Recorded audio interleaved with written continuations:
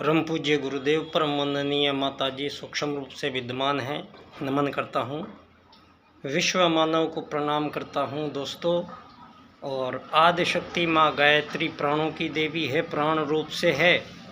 सभी जीवों में जीवन देने वाली शक्ति, मानव के भी जीवन देने वाली शक्ति, सत्ता, वो आदि शक्ति माँ गायत्री हम उसको कहते हैं। आदि शक्ति माँ गायत्री प्राण के रूप में वैज्ञानिक रूप से इसका आपको समझना पड़ेगा। ये हिंदू सनातन देवी देवता अपने उन सब की जन्मदात्री आदि शक्ति माँ गायत्री को हम बारंबार नमन करते हैं।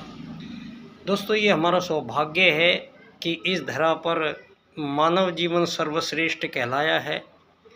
और मानव जीवन सर्वश्रेष्ठ इसलिए कहलाया है क्योंकि यहाँ लाखों करोड़ों वर्षों पूर्व के से ही मानव धरती पर आए हैं। और मानव चूँकि एक क्रिएटर की कोई भी चीज़ इस पूरे ब्रह्मांड में अगर आपको दिखाई देती है तो निश्चित तौर पर उसका कोई निर्माण करता है। कोई भी चीज़ इस पूरे ब्रह्मांड में है तो समझ लीजिए कि वो चीज़ किसी ने बनाई है, कोई क्रिएटर है। बिना क्रिएटर के कोई क्रिएशन हो नहीं सकती। और क्रिएशन शब्द लिख नहीं सकते आप। क्रिएशन शब्द लिखने से पहले आपको क्रिएटर शब्द लिखना पड़ेगा। तो यही प्रमाणित तो होता है कि क्रिएशन का वजूद नहीं है कोई जब तक क्रिएटर नहीं है। तो इस बात को कोई संसार में माने या मानव या ना माने, उस बात से कोई फ़र्क नहीं पड़ता है कि कोई क्रिएटर है।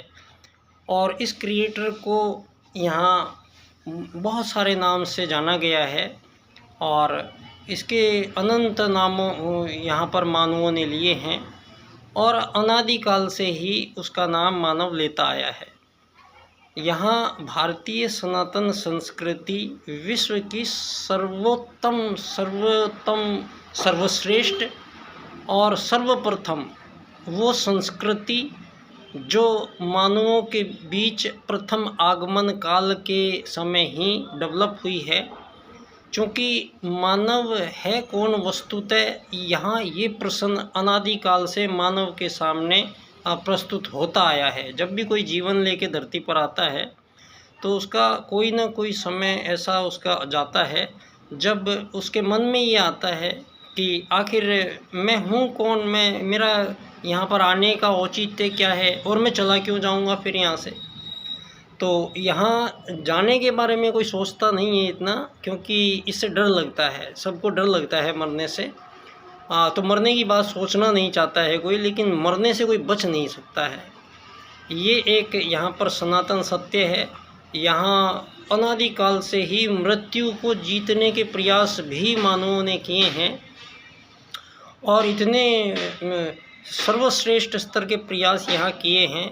और वरदान अनुदान के रूप में वो शक्तियाँ जो परमात्मा ने सूत्रों के रूप में संपूर्ण ब्रह्मांड में छोड़ी है, उन सूत्रों को पढ़कर, उन सूत्रों को जानकर, उन सूत्रों को देखकर ऋषि ने यहाँ संपूर्ण मानव जीवन के बारे में बहुत लंबी रिसर्च उन्होंने की है।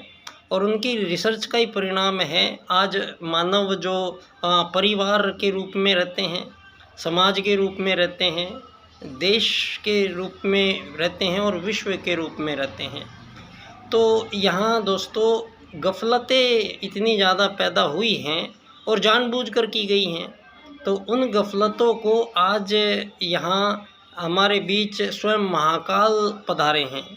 और महाकाल कब आते हैं? महाकाल जब ही आते हैं जब उनको युग परिवर्तन करना होता है। और हमारी सनातन हिंदू भारतीय संस्कृति में एक अवतार का आगमन हमारी जो वैज्ञानिक रूप से सिद्ध मान्यता है। यहाँ अवतार आते हैं और इतने आवेग से और इतने तन्मय संपूर्णता के साथ यहाँ युग परिवर्तन करके जाते हैं। उसको धर्म की स्थापना भी कहते हैं, अधर्म का नाश भी कहते हैं। तो यहाँ 9 बार ऐसा हो चुका है कि 9 बार अवतार आए हैं और उन्होंने स्थितियों को बिल्कुल बदल दिया है।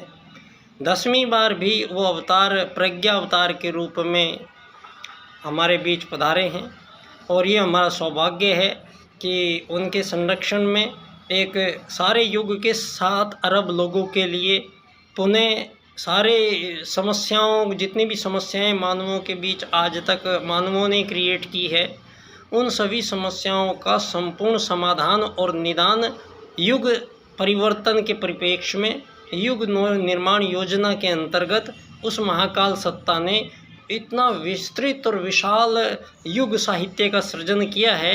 ये युग साहित्य वो सारी विचार प्रणालियां हैं जो यहाँ मानवों पर इम्प्लीमेंट की जानी है, उसी को युग परिवर्तन कहते हैं।